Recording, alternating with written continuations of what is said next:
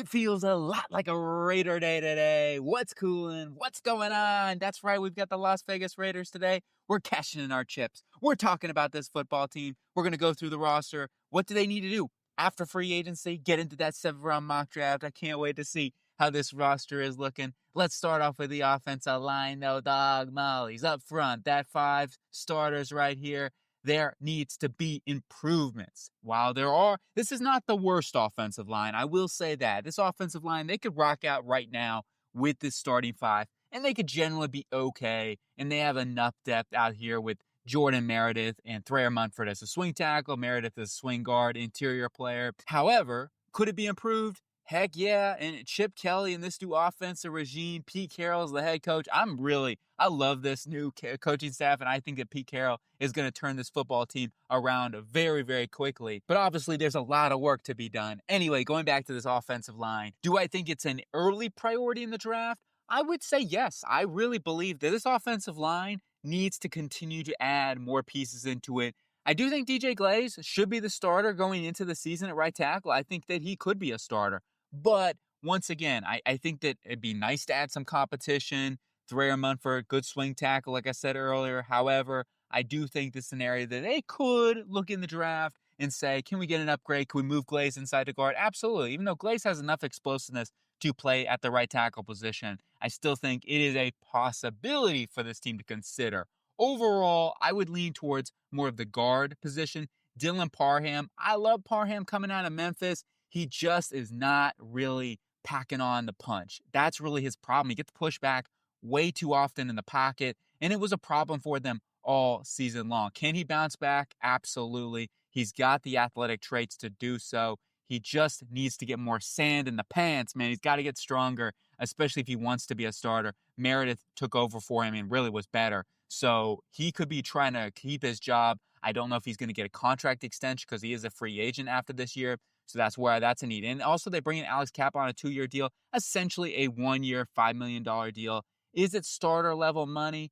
Not necessarily. It's still below average. I would say the scale, it's outside the top 30 of top tier guard pay. So it's not locked in as a starter. However, I would say that more than likely he's going to be penciled in as one of the starters, which they do. John Spytek, the new GM, has good familiarity with Alex Kappa, and I expect him to bounce back or at least have a better season than he did last year because with the Bengals this year, it was rough. It really was. I saw Alex Kappa get beat multiple times. That interior struggle in general for the Bengals. Anyway, that's why I'm saying, they need to still add to this position. This is an area that if you can get a Will Campbell in the first round, if he's available, and you're looking at Abdul Carter, Travis Hunter, Mason Graham, all off the board, I'm taking Will Campbell, and I'm not worried about that and figuring out where he plays because they could use an upgrade in multitude assets of this offensive line. So hopefully I explained that well enough. It's kind of confusing the way it is, but no matter what, invest in there. Wide receiver, this is more straightforward. They must add. And as simple as possible, we have to add into the draft. And I still expect them to add somebody in free agency, whether that's a Tyler Lockett or maybe a reunion with Amari Cooper. All our things are on the table at this moment. However, overall, this is a need, free agency and the draft. I would add both here.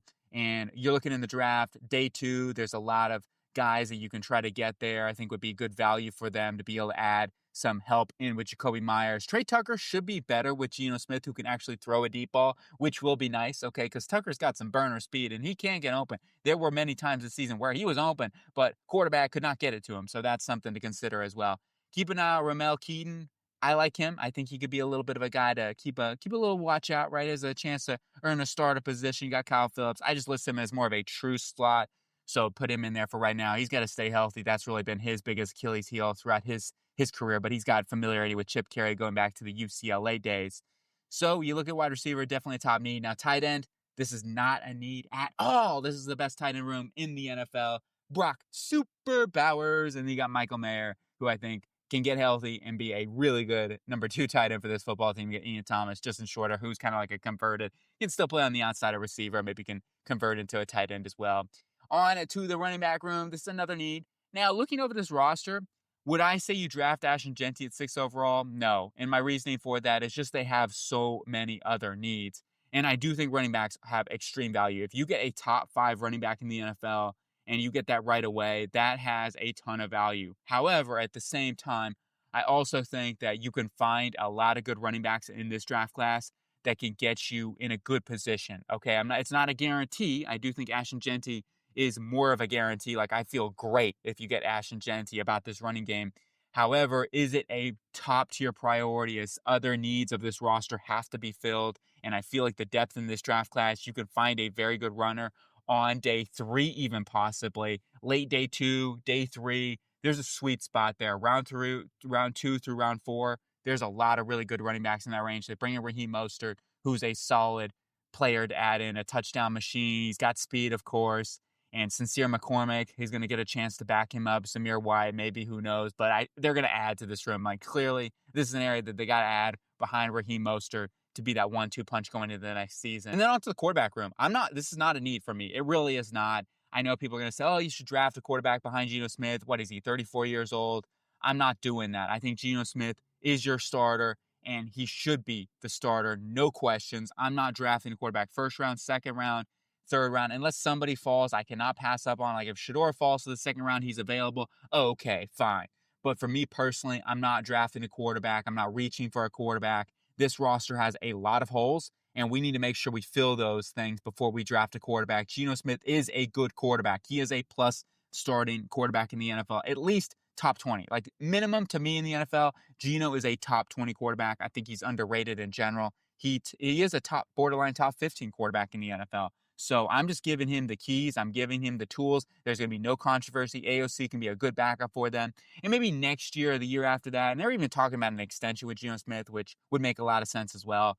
Overall, this is not a big priority for me. It could be a day 3 option, though, just to add some more competition as a backup. That's really it, or a third stringer.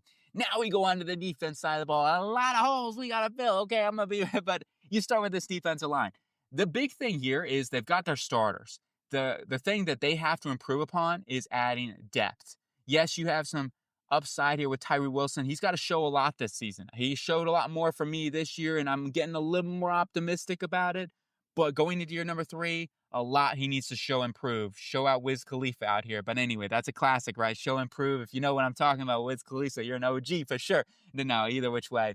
You look at this, you got Charles Shoden as well. But they still need to add, they lost Kayvon Chase on. Need to add another edge rusher for depth purposes behind Max Crosby and Malcolm Kuntz coming off a significant injury. So that, to me, all makes sense. I mean, I love bringing Malcolm Kuntz back. That's great.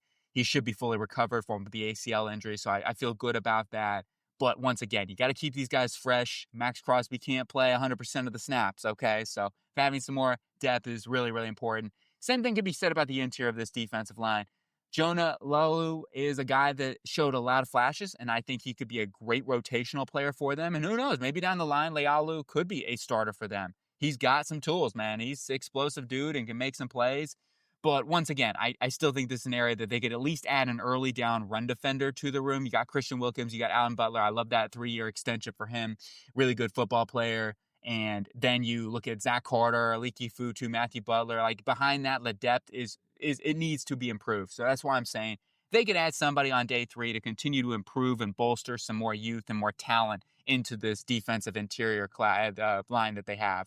And then we go on to the linebacking core here. And you look at this room, it is still a question mark, okay? You got Eldon Roberts, who comes over from the Steelers, presumably to be their Mike linebacker. That's at least what I'm assuming. Maybe Tommy Eichenberg's going to be more of a developmental guy again for another season in a new scheme with, well, not new scheme, Patrick Graham's still here, but for him, Eichenberg, maybe we'll see what he can develop into. But I feel like Eldon Roberts, your starters, your Mike, and your weak side, they just bring in Devin White, the uber blitzer. And Patrick Graham, right? He likes to blitz, and Devin White is a perfect scheme fit for him. So I will say, if there's anywhere where Devin White can succeed, it is here. This is going to be a good spot for him. Amari Barney is going to be a guy to keep an eye out on. He's another one where he could show improve and end up taking the reins here. No matter what, I'm going to be looking at a will linebacker in the draft, somebody who can cover a little bit better in this room, because I think that's really what they're missing here. They got a Mike, they got some blitzers. Barney does have some upside there, but once again, I love you. Okay, I'm sorry. But anyway, I got stuck in my head randomly. But I think they'll be looking at a will. The cornerback room now, and this is an area that has to be upgraded. And you look at Pete Carroll, what he's done through it his time.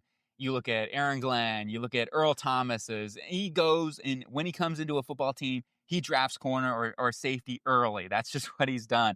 And I fully expect them to do the same. Like, it wouldn't shock me if they trade back from number 6 and go select Will Johnson, right? If they trade back into the teens somewhere and select Will Johnson, I would not be shocked at all. It would make a lot of sense, too, for them to get more draft capital. They got a lot of holes, and then you select the best DB available, whatever. Like, it would make a ton of, and I also think Will Johnson would be a great scheme fit for Patrick Graham and Pete Carroll, generally speaking. Now, will they do that? It's going to come down to if they can make the maneuver or if they're high on a guy like a Will Campbell or whatever at the top of the board, Armin Embu, etc. It depends on who falls, right? If Mason Graham falls, then that would be a really nice ad. You know what I mean? So we'll see how things work out there. But this secondary, no matter what, has to be upgraded. Jakarian Bennett, I do think he can be a good cornerback for this team. He's got to stay healthy. That's been a big problem for him. But he certainly has the skills and the talent to be a really good player. And then you bring in Eric Stokes. He's going to compete. Oh, we had 1 year, $3 million deal. He's had a bit of an injury rap sheet as well, right? That's been one of his biggest Achilles, if not his biggest Achilles heel. He's more of a linear guy. Now, in this cover 3 scheme, he's going to be able to fit. So that's why I understand they brought in Eric Stokes. He is more of a linear athlete. He really struggles to kind of click and close, especially in those tight situations. And then you got Jack Jones, who's got good ball skills, but his run defense, and also he gets beat way too often on double moves and just gets his eyes stuck in the backfield at times. So he's, he's going to be a rotational player. I also think Pete's going to crack down on some of that run defense stuff a little bit more. So I just don't know if he might be the odd man out here when it all is all said and done. You do have Dakarian Richardson, former draft pick there, mid-round pick from Texas A&M. He fits the scheme really, really well, and I think he may end up taking that backup role with a draft pick as well. So that's kind of the way I see this cornerback room. Now, you look at the slot, and you might say, oh, this is the biggest need in general, but I actually like Thomas Harper a ton. He was one of my guys coming out of Notre Dame. I don't know, my guys, whatever, but I was really high on him. He was on my underrated list. And he's a guy that's got all the potential. Like, he's solid in run defense, and he's got really good mirror and match ability. His athleticism is good as well. So keep an eye on him. I'm not saying he's going to be locked into the slot because he played more safety this past year, and he was good, too. He showed really good instincts, in my opinion. Anyway, once again, we'll see if he ends up being a starter. I list him here because he's just kind of my player that I'm kind of sticking out on the table there. Darnay Holmes does have more experience. And even Jakarian Bennett can play in the slot for them too. So if they draft an outside corner, you could put Bennett in the slot, and then you have competition with Stokes and Richardson and Jones, etc. So there's a lot of possibilities here for them to go after this cornerback room. But no matter what, it's an early need in the draft. It's first, second round type of ability. And then we go on to the safety room here. You got Isaiah Pola-Mao, who showed a lot. And I think he's a guy that I'm glad they gave him a couple-year contract to. He could be a plus-level starter. He's got the range. He's got the ability, the know-how to be that guy in the back end. And he can come into the box, too, and certainly blitz and do all those things. He's going to be a really, really nice player to go along with Jeremy Chinn. And I imagine Chinn's going to be more that box, hybrid, versatile, nickelback defender that they can play there. And you bring in some depth like Lonnie Johnson, former cornerback, who's got versatility as well.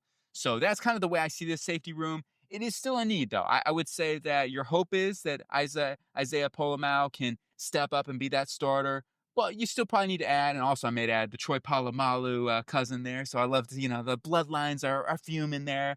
Anyway, this is still an area you could add in the draft somewhere in the mid-round ranges. And it depends on who's on the board, right? If somebody falls to you, I could totally see them going after a safety still in this draft class. Once again, Pete Carroll loves to add safeties. It would not shock me. But Polamalu is under contract, and I expect him to be more of a mid to later pick in this draft. It's time to get down to brass tacks. It's mock draft time. Let's go. And we're starting off with Campbell's Chunky Soup. Let's go, Will Campbell, LSU tackle. And in this case scenario, hey, I just list him as offensive line. I think he moves inside the guard at the next level. Personally, if I just go about it, from the tape, he does struggle a little bit with some speed out there. I mean, he's a really good athlete. He's definitely got the explosiveness to get to the second level, all of those things. You also question the arm length. It's sub 33 inches, the hand size, the wingspan being on definitely the shorter side. Those are concerns. Now, like I talked about, he'll compete.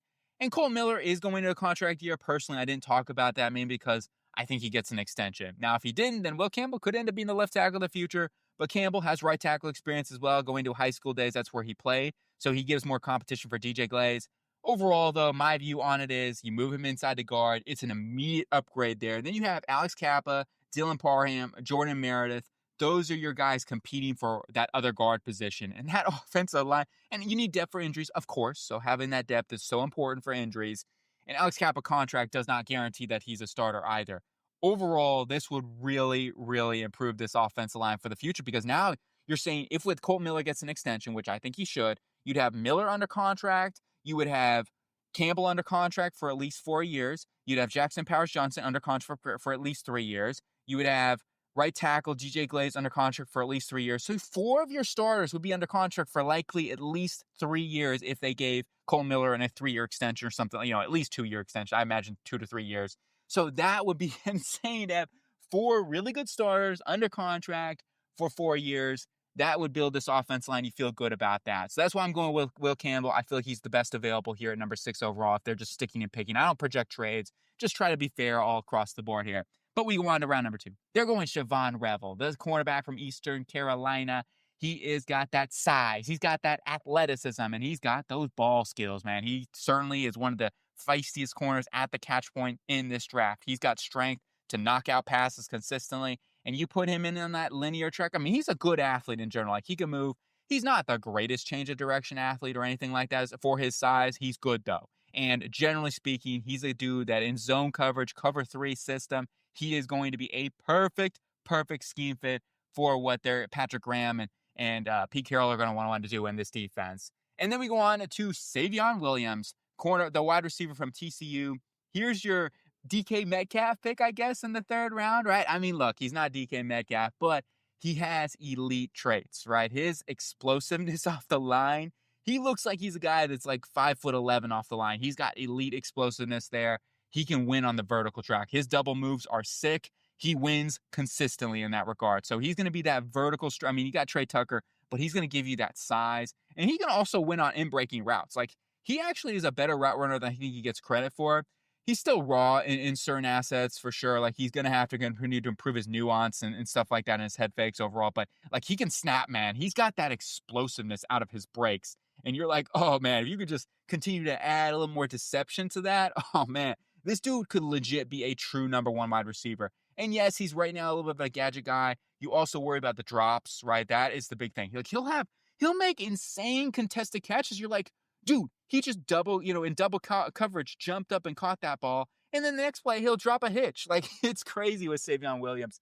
Anyway, yeah, there might be some Quentin Johnson vibes. I do think he's a little bit different than Quentin Johnson. And he's got tremendous upside. Pete Carroll has certainly developed some wide receivers with some traits. On to round number 4, it's Devin Neal. We got to add a running back now. And I talked about it earlier. I think we can find exceptional value. And hey, Savion Williams, if nothing else, could be a running back for this team too. And it'd be a gadget guy for Chip Kelly and his offense. Devin Neal, though, in the 4th round is a guy that I think is going to be overlooked because of his speed. He just doesn't have game-breaking speed. He's caught from behind like every single time when he gets in the open field. And that is what it is. You got Raheem Mostert, who's going to be more of the speed guy. Devin Neal's going to be more of the bell cow, in between the tackles runner who gives you an exceptional zone read feel. And in Chip Kelly and his offense, that's going to be a priority. Devin Neal has absolute insanely good feel, vision, patience. It's all there with Neal. And the 10 to 20 yard explosive, which is the most important thing. Let's get real. That's really the most explosive, important thing that you need as a running back. Neal has that. Okay. Yes, he's going to be caught from behind. It is what it is. Does he have game breaking speed? No, but that's fine. And he can also juke you out of your shoes. Like, he has got some excellent tackle avoidant ability and breaking tackles, contact balance. It's all there with Devin Neal. He's also got receiving skills, and he's not afraid to hang in there and hang tough as a pass protector either, which is also going to be something I think Chip is going to really value in this offense. On to round number 5, Teddy Buchanan. He shot out of a cannon. Boom! We're adding a Raider Nation fan right here. This is going to be a guy that fits right in with the culture and going to be a great developmental will linebacker for this team. Out of California, the Bear, the Golden Bear. He has got speed for days. He can cover from sideline to sideline. Of course, he's still need to maybe add more play strength and getting off blocks and things like that. May not be the strongest in that department right away, especially. But if you're talking about a guy that I think could be an exceptional will linebacker with the coverage ability, he can cover man-to-man if you need him to. He's got good zone feel and certainly has athleticism to be a really good developmental guy. If nothing else, a great special teamer. Want to make sure we're adding some more help in that will role. On to our first 6th round pick. I'm going with Keontae Mumfield from Pittsburgh, a really nice slot receiver to add in here. He doesn't have the long speed, but he has got insane burst, explosiveness out of his breaks, and somebody that wins in that 10 to 20 yard range, right? Like, he is a definition of a slot receiver.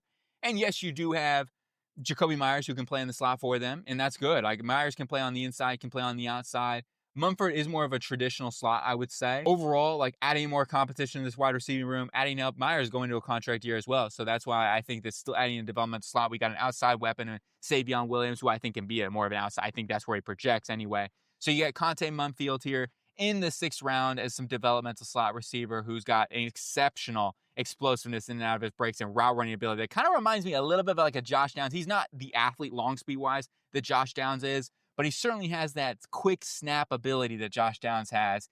And just, he's a little bit limited in terms of his play strength and stuff like that. Like, he's not going to be the strongest guy at catch points and stuff, but he's going to get open. Like, that's a big thing there. And then we go on to our next 6th round pick, and we're going to go get Elijah Clark, the safety from Syracuse. I mean, the testing was not what I thought it was going to be. I personally thought he was a better athlete than like a 4.5. I mean, his first number was like 4.61 or something. But anyway, he improved to a 4.51.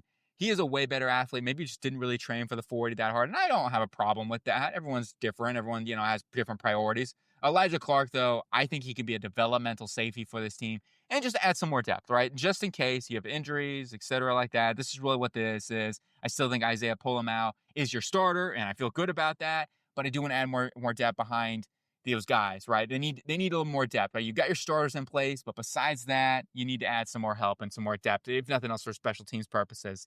And then we go on to Ahmed Hassanin from Boise State. He's going to be a high motor guy. Like, no doubt, this is an early down run defender. He's not going to have maybe tons of pass rush upside. He just doesn't really have the nuance there or the athleticism.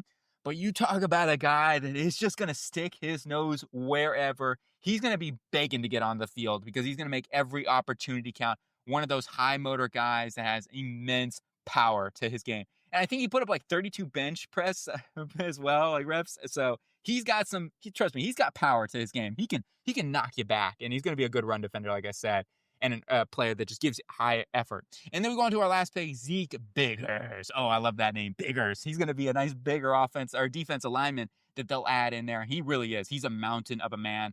And I'll tell you this, with Biggers, he's a guy that's going to give you that statue on there, and in a good way, right? He's going to hold the point of attack, and he's going to get his hands up. He's going to knock down passes.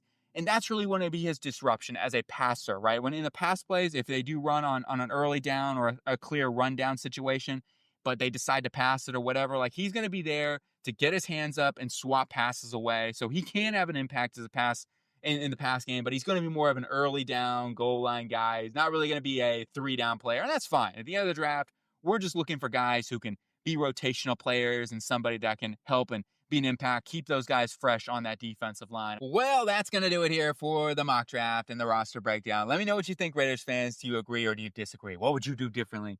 Obviously, with every mock draft, it's up to interpretation. You don't know who's actually going to be on the board. This is a simulation, okay? This ain't the Matrix. But in reality, things are going to change. And it depends on who's on the board. Like I said, if trades happen, maybe they trade back. There's just so many possibilities. But if it's a straight up simulation year, they're sticking and picking at 6. I think Will Johnson is an excellent addition for this team. I really do. Plug him into that offensive line. You now have this. You got like 4 young guys, or, Colton Miller. Not old or anything like that. You have core guys, in other words, 4 core guys under contract for like hopefully the next 3 years with an extension on Colton Miller. And I'll tell you right now, that's one way to improve the run game right away, and keep pass protection good. So those are all, it's just critical. It really is. And you got good depth too now. And even, hey, maybe Gottlieb Zetze can step up as another backup tackle for them, but I think Thayer Munford is going to be a really good swing tackle for them this season, where I didn't feel like they had to invest in it. So, and then you look at wide receiver. This is another huge need for them, right? An outside wide receiver, another weapon into this room. Have to do it, right? And I do move Jacoby Myers into the slot for this position with Savion Williams going to the outside there, and then Trey Tucker is your Z wide receiver. I think this is a really good group of potential here. Savion Williams, it wouldn't shock me if he ends up being one of the better wide receivers from this draft class. Like, he's got elite traits, and take a chance. Like I said, Pete Carroll's been able to develop these guys, so I'm definitely taking a shot. And you got Conte Mumford as a developmental slot guy, just in case Jacoby Myers isn't, he can play on the outside too, but if they don't re-sign him, then we add in a developmental slot wide receiver as well. And we'll see about Ramel Keaton, another guy that could possibly a little sneaky surprise wide receiver to watch out for. Tight end's obviously good to go. And running back, we add in Devin Neal to be that 1-2 punch with a Raheem Mostert. I think Devin Neal can be the bell cow early on too. He's just getting underrated because of that speed, man. I just didn't feel, I know going into the quarterback position, I just didn't feel like it was a need. Give Geno Smith an extension, build this roster up, think about drafting a quarterback maybe in a couple years. Geno still has plenty of good talent left in his game. AOC can be a good backup for them. And then on the defense side of the ball, my main priorities here, and when you look at this, no matter who they draft, you got to add depth to this defensive line. That's been a big issue for them. You got to add in a weak side linebacker. And maybe most importantly, you have to add in coverage help. That is a huge need for this team. And hopefully we did that. I mean, Siobhan Revel, not a first-round pick, but I think he could be a first-round pick if it weren't for the injury, the ACL. Hey, he could have been easily a first-round pick. He could have been a pick at number 6. Like, it wouldn't have shocked me, right? So there's a lot of things there, but Revel fits the scheme to a T and going to add definitely some more help into the secondary. Safety, we just add Elijah Clark as some depth. I do think they're in a pretty good spot in terms of starters. Both of those guys are under contract too next season. Linebacker, we had in Teddy Buchanan as a developmental will linebacker who just plays with the mentality I'm looking for, man. He really does. And then we had in 2 guys on the defensive line.